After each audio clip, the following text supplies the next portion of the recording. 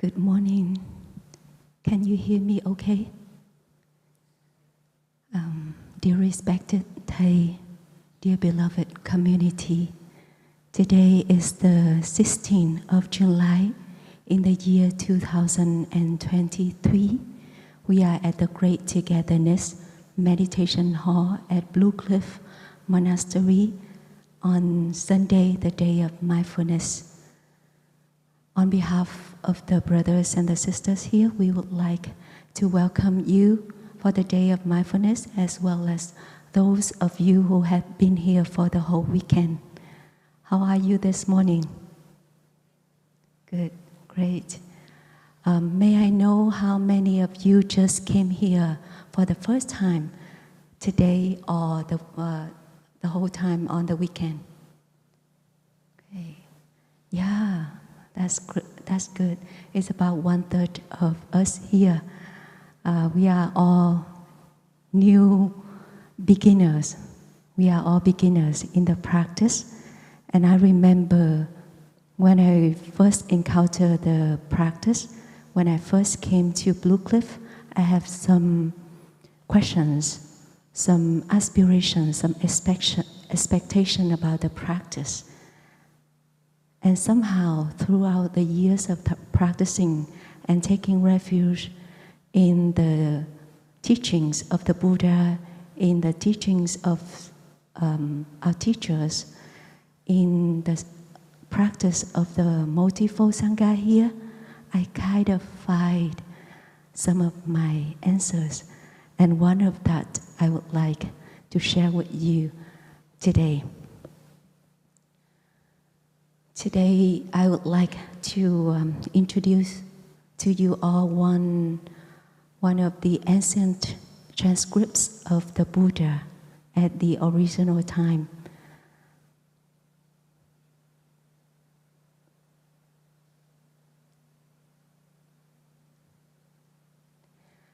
It's called Metta Sutra in the Sutta Nipata collection. And it was translated by our teacher from the Pali Canon with the title Discourse on Love.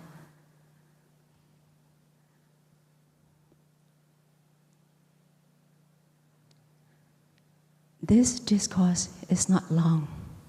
It's about 300 words. So I would like to invite you to listen to the discourse. May you sit beautifully, relaxingly, and use your breath and your smile to bring your mind back to your body at this very moment. Anchor yourself in this moment and open yourself and open your consciousness like the summer land waiting for the rain to fall on it.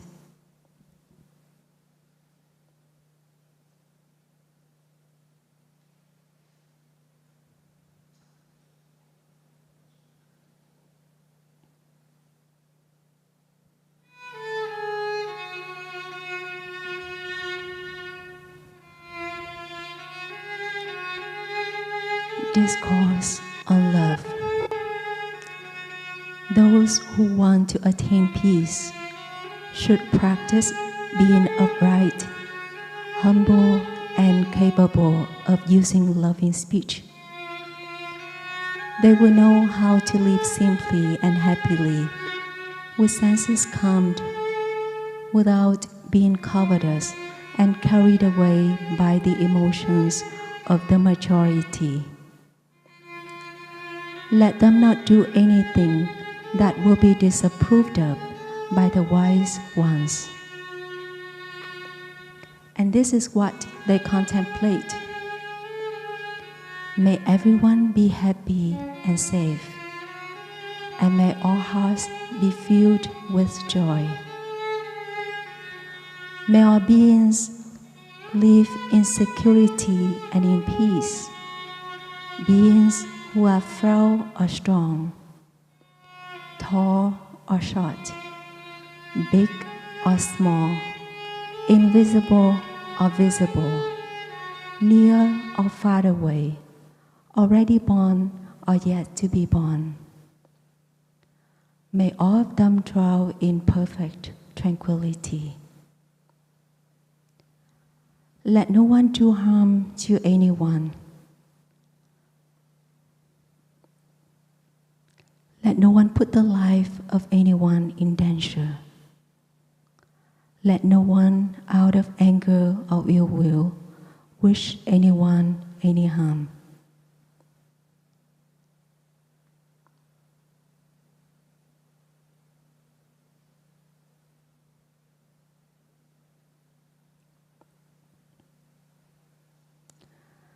Just as a mother loves and protects her only child at the risk of her own life, cultivate boundless love to offer to all living beings in the entire cosmos. Let our boundless love pervade the whole universe, above, below, and across.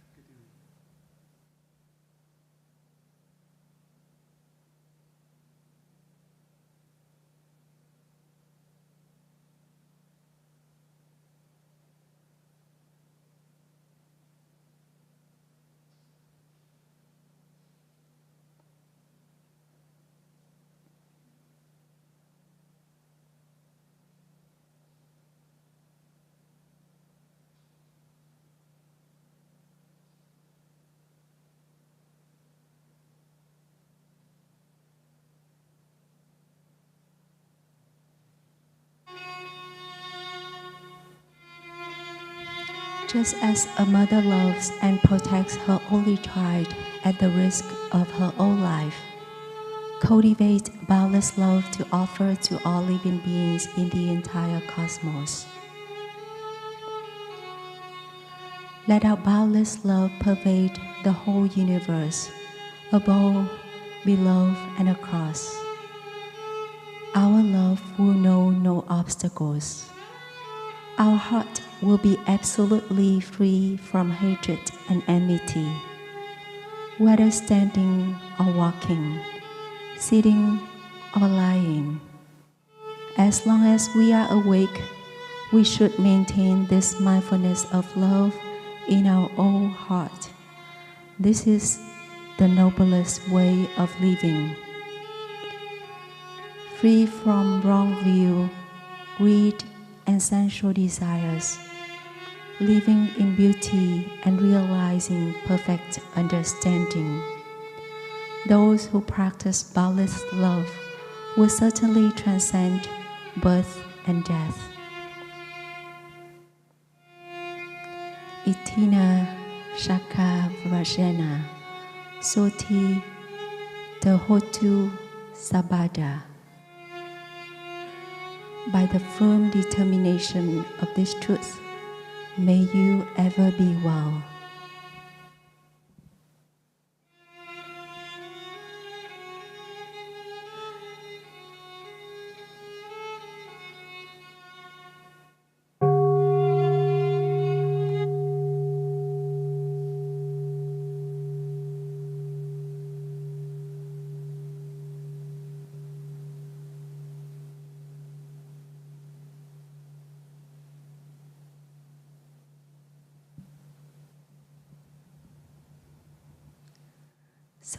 So dear friends, the teachings of the Buddha are very simple. If we want to attain peace, our practice is to be upright, humble, capable of using loving speech. And the key word is simplicity. I really appreciate your time and effort to arrange your things in order to come here and open your heart to learn the practice with us. We come here, we share the rooms together, we share meals together. We take things slowly and mindfully in order to get in touch with our inner child, with our inner energy. It's very comfortable at home when you have your own room, you have all your time, but you come here and open yourself in order to enjoy a taste of simplicity.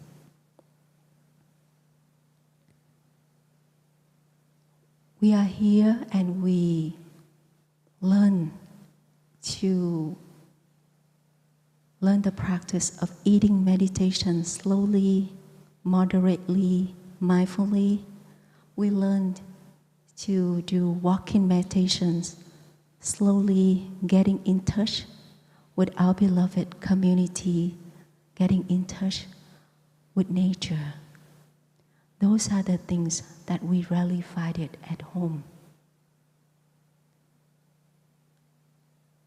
Some of you may have one car, but your desire to have another car, one for work and one for the weekend. Some of you may have an apartment, but our aspiration is to have a house with 2 bedrooms. And 2 bedrooms are not enough, maybe 3 or 4 or even bigger. How can we satisfy all our desires? There's only one way out. When you come here and you can get in touch with your inner peace, you get in touch with the fact that you are really able to walk on these 2 healthy feet. And you can enjoy the fact that you are walking and getting in touch with the ground underneath of you. Then maybe 2 cars or 3 cars are not the problems. You may need just 1 car for your own convenience. Our desires can be stopped at that time. That's why the Buddha reminds us to come back and live simply and happily with senses calmed. When you are here getting exposed with the monastic Sangha, with the multifold Sangha here, we receive the love and the care. You don't feel any harm at all. You feel supported. When you offer your helping hand for the Sangha, for the walking meditation for just 1 hour, 1 hour and a half, it was so much joy and fun. How come you feel so miserable going to work every day? It's because we know how to come back, get in touch with ourselves, and be aware of our friends. I remember a Chinese philosophy, Confucius, the same time of the Buddha, he said that among the 2 people walking with you, one is your companion and one is your teacher. When you make the decision to come here, you are surrounded by all friends on the path. They're all your companions. They're all your teachers. And whatever that you are done here, nothing will be disapproved of by the wise ones. Your friends are the wise ones. The brothers and the sisters are the wise ones that help you, support you on the path of practice. One of a young friends came here and she shared with me that it was so weird that she didn't need to use her cell phone, but she can reconnect herself and reconnect with her beloved ones. We don't need to use a lot of phone here. There's no need of it. Instead, we use the method loving speech and deep listening, humble and capable of using loving speech. we need to communicate with each other. We need to come to a common understanding, to come to an agreement of all the things here. This community includes brothers and sisters from all kinds of backgrounds, all kinds of knowledge. And the lay community here, we need to compromise all ideas in order to develop in the practice, to grow. But our only method is loving speech and deep listening. We use the speech that can construct, that can build the bridge of understanding, of love, of care, of support for each other. The loving speech can help us to listen deeply what's being said and what's not being said. And that's the point. We listen, we use the language, and we listen in order to support each other, not to criticize, not to condemn. That's our aspirations. And the Buddha went straight into teaching us, to remind us, in order to attain peace, we need to have the capacity to learn the art of loving speech, to offer the flowers, the positive points to our friends, to our beloved one, and to get in touch with our simple living. I think we can end here.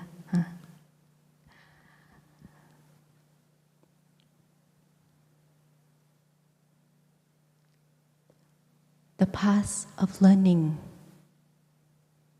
to love, to cultivate the energy of love in us, include 3 elements.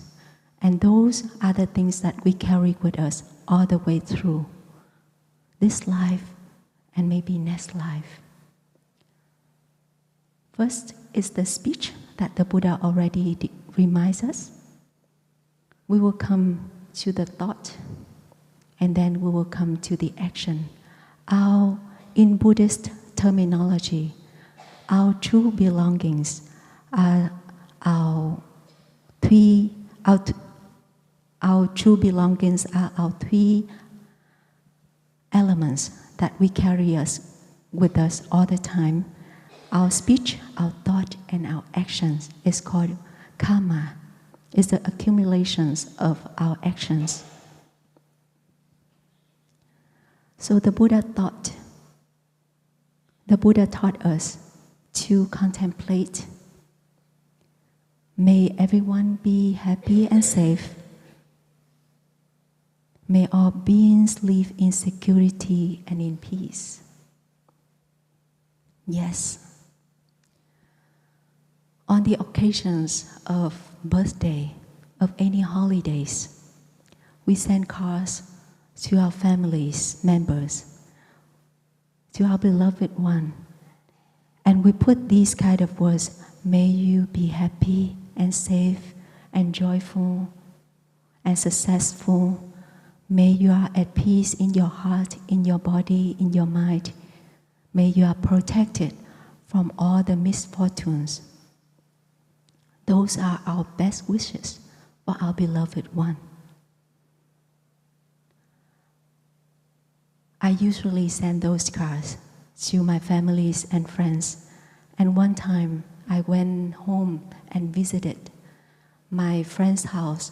I saw my card on the refrigerator.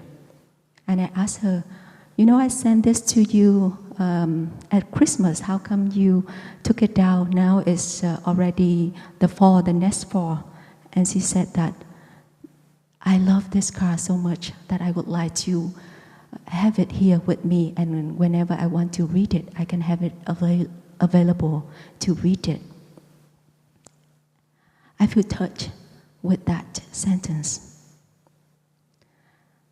And I told myself that I want that too. I want to be wished, to be happy, to be safe.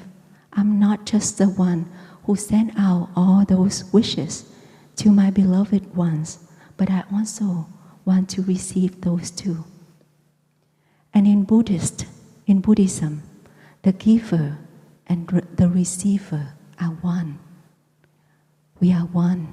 And if we have that, we can cultivate those energies. We can have that abundance of the wishes. Then we can offer to our beloved one. We cannot offer to our friends, to our families, what we don't have.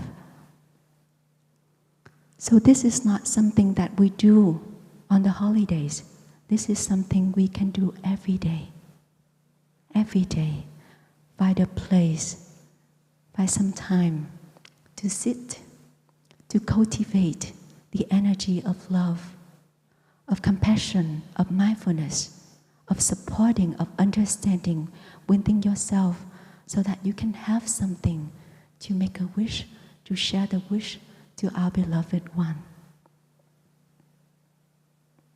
Every day, when you wake up, when you wash your face, look at yourself, look at the face in the mirror, and say to yourself, may this one be happy and safe. May this one be filled with joy and with love.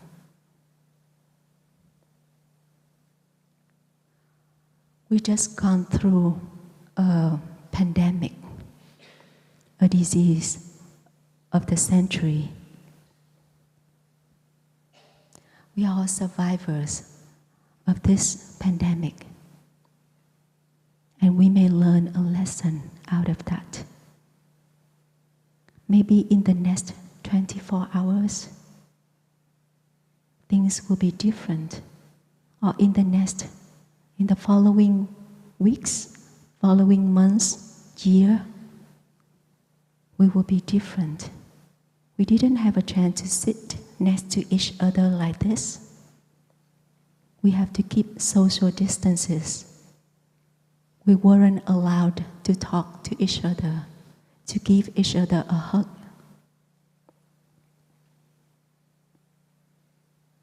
So right now, if you have a chance to sit and to cultivate those energy for yourself,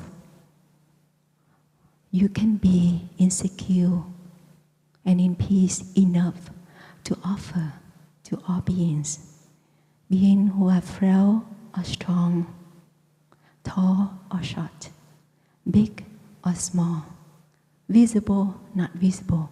You have the right, you have abundance of energy to offer to your beloved ones, to everyone that have a chance to encounter with you in this life.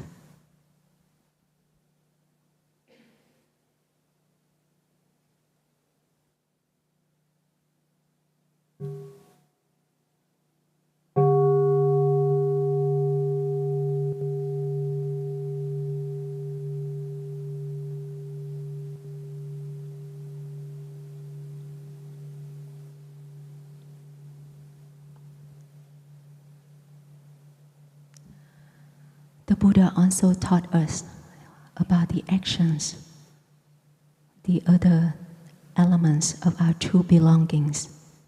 Let's see what he reminded us. Let no one do harm to anyone. Let no one put the life of anyone in danger. Let no one out of anger or ill will wish anyone any harm.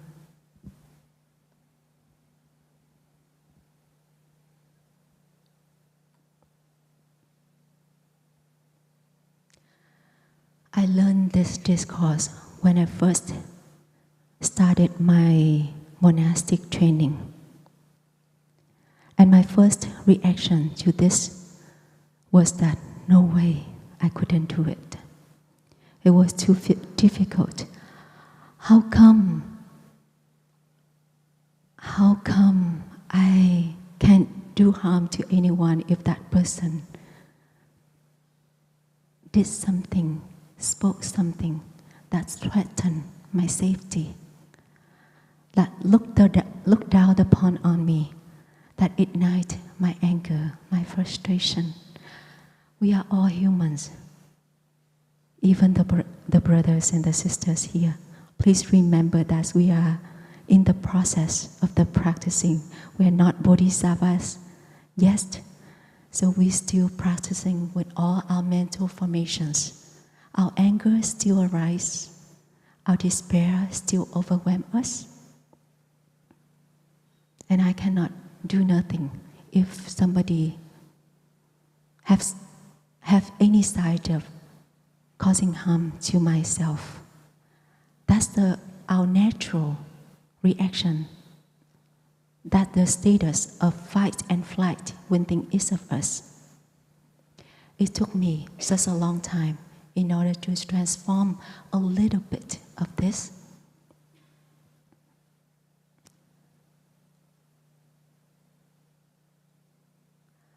It's thanks to my complete faith of our teachers and my 100% and trusting in the Sangha and in the practice that I continue to throw myself in the Sangha to go through all my difficult times. I know that whenever I was water some seeds of anger or taking revenge in me, or some discomfort, especially whenever we get out of meetings.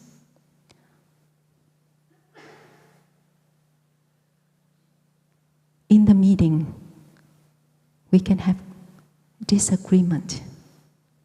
We don't agree with each other all the time, just to let you know. So sometimes my practice is still weak and I got out of the meeting with a lot of despair and anger. But then after that, the walking meditation will be on and I have to put my mental formation down in order to follow the walking meditation. Then we move on with lunch, mindful lunch. We cannot talk for 20 minutes. We need to establish ourselves and relationship with our food. So I'm busy chewing and enjoying the food. And then after that, I need to rest a little bit before the working in the afternoon. By the time we go to the sitting meditation in the afternoon, late in the afternoon, I couldn't remember the reason why I get angry or get frustrated. At the end of the day, before going to bed, I may think about that, and I told to myself, I have my own weakness, my own shortcomings, my own moments, and my brothers and sisters, they have their own too. And I've gone through a day with a lot of gratitude and support from the Sangha. The Sangha is not perfect. We're very organic because we still have warmth, we still have our shortcomings, but we are moving together and we have the collective insight and support. At the end of the day, all I can think of is that the Sangha is there as the bed for me to lay myself down. And I can just send gratitude to that and send myself to sleep, to start a new early day the next day. I'm still practicing this, the practice of no harm. I'm still figuring out the path, figuring out the channel that I can anchor myself in order not to be pulled away with this. There's one thing I can be firm is that my faith for our teacher is there for me to continue on this path. The Sangha is there for me.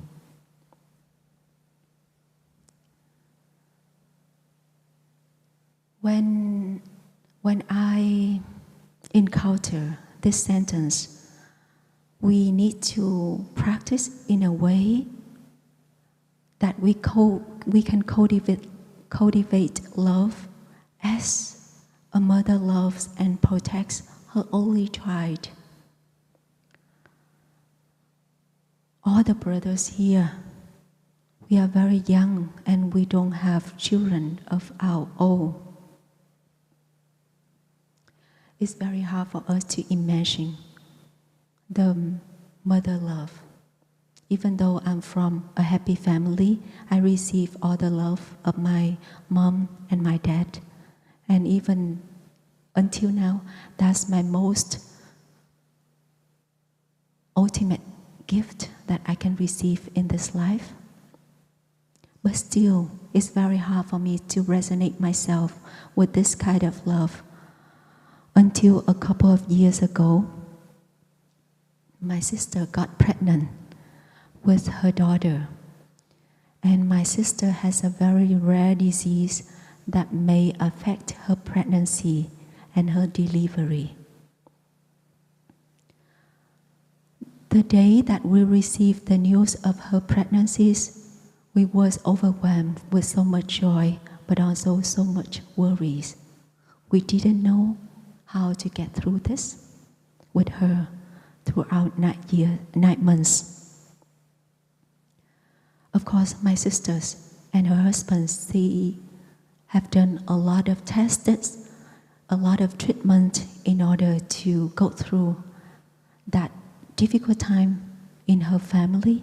But the extended family, including my parents, my aunts, my uncles, my brother, my sister, myself, we all do try to do anything that can earn the merit for her. My parents did all kind of charity work. They went to all temples to chant, to send the praise to my sister's family. I still remember the day that my sister was about to deliver her daughter. My phone was ringing all the time, and I know that we need something to anchor. So I put on my Sangati robe and went to the sister meditation hall to do some sitting and chanting to send the peaceful energy for my family. Luckily, my sister made it through, and now we have a new youngest member in the family, 2 years old, very cute and very naughty girl. Up until that time, that I realized a fact that my sister is willing to risk her life for her daughter. I know that all of you here, if you are mothers, you can share that sympathy with my sister. And all of you here, all the young ladies, maybe in the future you choose to become a mother, then you may understand the love of your mother.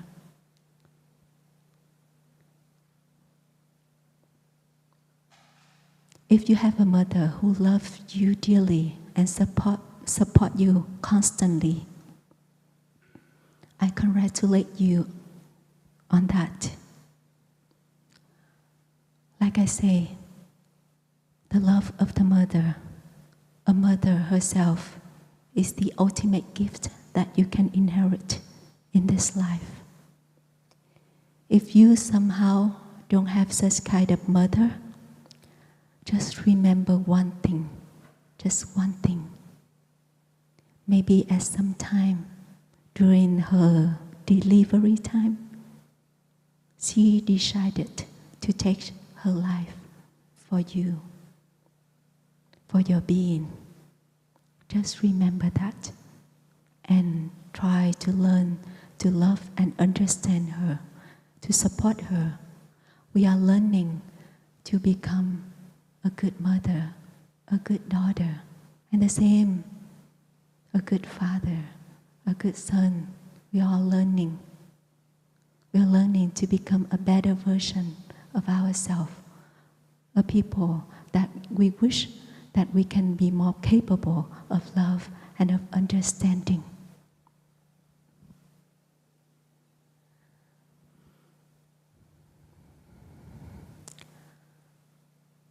The energy of love is very precious and very rare and very valuable. If we are lucky to receive one kind of love in life, that's a lot. If you are more than lucky, 2 kinds of love, 3 kinds of love, you won the lottery.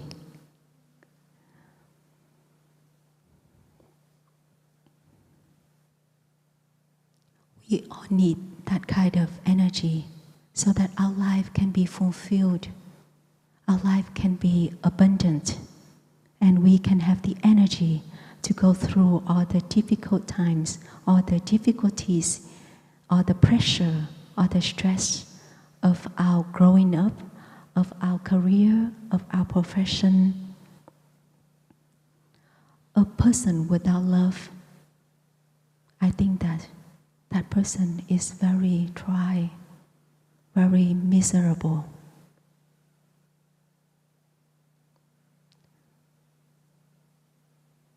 Actually, the energy of hatred, of anger, of taking revenge, it has the same force of the energy of love. But on the way that you cultivate that energy, it may cause you pain, violence, war, confusion, suffering. On the contrary, if you choose to cultivate the energy of love, you are filled, you are satisfied, and you have more energy to open yourself to do some other missions that beyond your capacity. Our teacher, he was exiled from his homeland, from his native country for almost 40 years. Due to his going to the West, going to the United States to call for peace for Vietnam at that time. And when he was exiled from the country, he was cut off from all his families, his disciples, his teacher, his colleagues. And he compared himself like a self was cutting off from the body. And not many people know that 2 days after he arrived in the US, he was managedly escaped an assassination in Vietnam. People throw bombs where his sleeping place, but luckily he arrived to the US 2 days before that, so he was managed to escape that assassination. He has gone through a lot of deconstruction, of suffering, of reconstruction, of loneliness in order to establish the new centers in the West, to have energy and enthusiasm to bring engaged Buddhism in France, in the US, around the world. As the disciples of our teacher, we have never, ever heard or felt any thought of anger or revenge in throughout his lifetime. He just used the energy of compassion, becoming a symbol of love in order to teach us to go on the path of love. We are very lucky to meet Thầy, to become His disciples, to learn the teachings that Thầy has always trying to integrate the teaching from the Buddha time until now for us to find the answers for all our questions, to find the solutions for all our problems in this lifetime. When we can think of that, our love will become boundless. Our practice, our daily practice on such a day like this, when we do sitting meditation together, later on we will do walking meditation together. We will recite the trainings with each other. We will share mindful meals with each other in this circle. It will become the thought that light us, the love, the boat of love that carry us away. One of my inspirations to share with you this sutra, this discourse, is this sentence. This is the noblest way of living. I found my way of living. That's why I'm here. I'm very happy that you are here with me today to open yourself and to re-establish the energy of mindfulness, of love, and of understanding in order to walk together. We need more people that can generate the energy of love and of understanding. And the result of it will be, we will be free from wrong view, greed, sensual desires, living in beauty and realizing perfect understanding. This is our North Star. We not get there yet, but we are on the track together. Each of us, when we walk together, when we walk individually, we cannot walk far. So that's why if we get together, we can travel far and travel long. I hope that you can be inspired to take on this sutra. It's not long, like I share at the beginning. At the beginning, it's only 300 words, enough for you to read every morning if you commit to give yourself some time to sit in the morning, to sit, to reflect on yourself, and to cultivate the energy of love and understanding for yourself, and to offer it for your beloved one. You are the gardener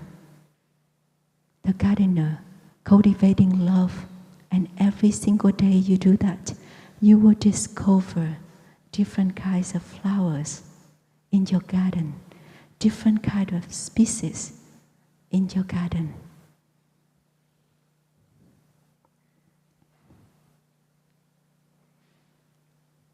I wish you much inspiration to do that, and I wish you can walk with us, can come here and practice with us so that we can cultivate more of this energy and offer to the world. The world needs you, the one who are capable of cultivating love for yourself and for your beloved. May you ever be well. May you ever be in good health, and may you ever be loved. Thank you for your listening.